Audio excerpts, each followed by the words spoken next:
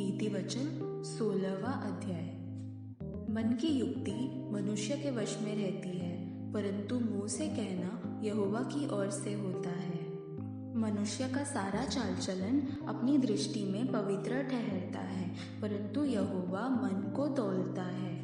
अपने कामों को यहोवा पर डाल दे, इससे तेरी कल्पनाएं सिद्ध होंगी।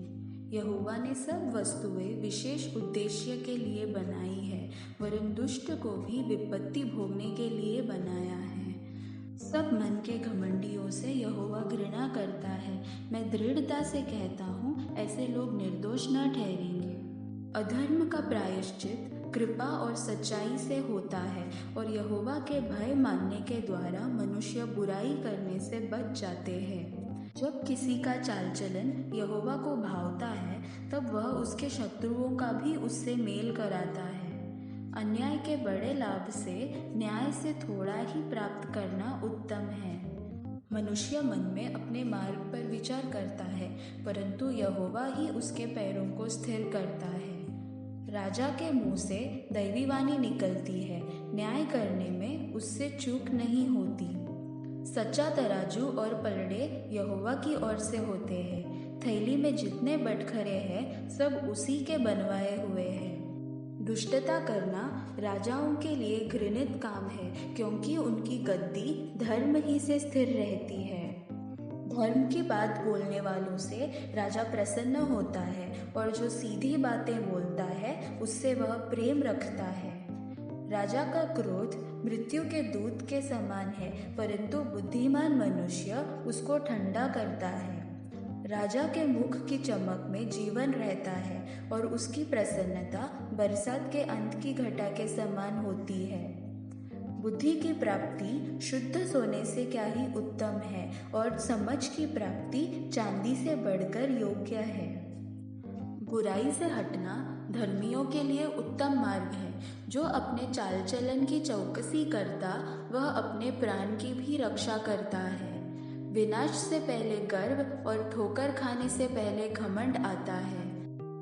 घमंडियों के संग लूट बांट लेने से दीन लोगों के संग नम्र भाव से रहना उत्तम है।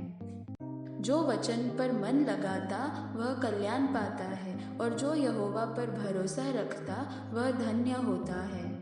जिसके हृदय में बुद्धि है वह समझ वाला कहलाता है, और मधुर वाणी के द्वारा ज्ञान बढ़ता है।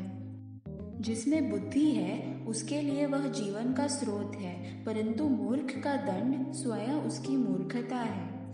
बुद्धिमान का मन उसके मुंह पर भी बुद्धिमानी प्रकट करता है, और उसके वचन में विद्या रहती है। मन भावने वचन मधु भरे छत्ते के समान प्राणों को मीठे लगते और हड्डियों को हरी भरी करते हैं। ऐसा भी मार्ग है जो मनुष्य को सीधा जान पड़ता है, परंतु उसके अंत में मृत्यु ही मिलती है।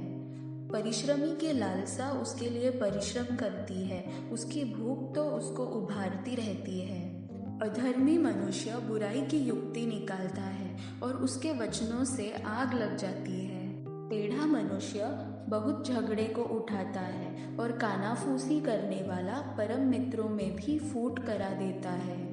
उपद्रवी मनुष्य अपने पड़ोसी को फुसलाकर कुमार्ग पर चलाता है। आंख मूंदने वाला छल की कल्पनाएं करता है, और होठ दबाने वाला बुराई करता है। पक्के बाल शोभायमान मुकुट ठहरते हैं, वे धर्म के मार्ग पर चलने से प्राप्त होते हैं। विलंब से क्रोध करना वीरता से, और अपने मन को वश में रखना नगर को जीत लेने से उत्तम है।